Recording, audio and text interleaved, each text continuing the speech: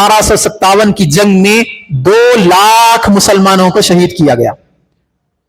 اس ملک کی آزادی میں مسلمانوں کو جو شہادت ملی ہے 1857 کی ایک جنگ میں، اس جنگ میں 2 لاکھ مسلمانوں کو شہید کیا گیا، اور ان 2 لاکھ مسلمانوں میں 51,000 سے زائد علماء کرام تھے جن کی جانیں لی گئی. اور انگریز اسلام کے اتنے سخت ترین دشمن تھے کہ جہاں بھی داڑھی اور لمبا کرتا دکھتا ان کو پھانسی پر چڑھا دیا جاتا تھا. صرف دہلی میں 500 علماء کرام کو قتل کیا گیا تھا. 500 علماء کرام کی لاشیں بکھری ہوئی تھی صرف دہلی کے اس شہر میں.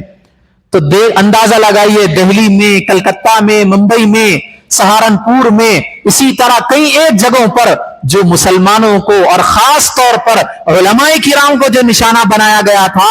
انگریز کو معلوم تھا کہ اگر ہم سے یہ حکومت چھینی جا سکتی ہے، اگر کسی میں یہ طاقت ہے کہ ہمارے خلاف بغاوت کی آواز بلند کرے، تو پھر وہ یہ مسلمان ہے، اور مسلمانوں میں علماء کرام ہے. یہ علماء کرام اگر ساتھ دیں گے، علماء کرام اگر ہمارے خلاف آواز بلند کریں گے، تو پھر تمام مسلمان اکٹھے ہو کر یہ لوگ ہم سے ہندوستان کو چھین لیں. یہ ان لوگوں کو معلوم تھا، اسی لیے 1857 کی جنگ میں جو مسلمانوں کو شہید کیا گیا، تو سب سے پہلے جو ٹارگٹ کیا گیا وہ علماء کرام کو کیا گیا. 51,000 سے زائد علماء کرام کو شہید کیا گیا.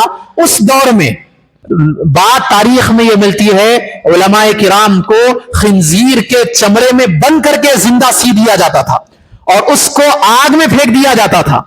اور کبھی کبھار ایسا ہوتا تھا خنزیر کی چربی علماء کرام کے جسم پر لگائی جاتی تھی اور ان کو زندہ جلا دیا جاتا تھا.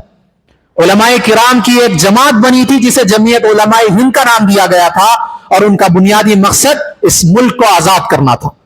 ملک کو آزاد کرنے میں فکریں لگائی گئی، تمام علماء کرام نے ساتھ دیا، اور مسلمانوں کے ساتھ ساتھ غیر مسلموں نے بھی ساتھ دیا، دوسرے طبقوں نے بھی ساتھ دیا. 1857 عیسوی کے بعد، اس سے پہلے 100 برس تک صرف مسلمانوں نے جنگیں لڑی.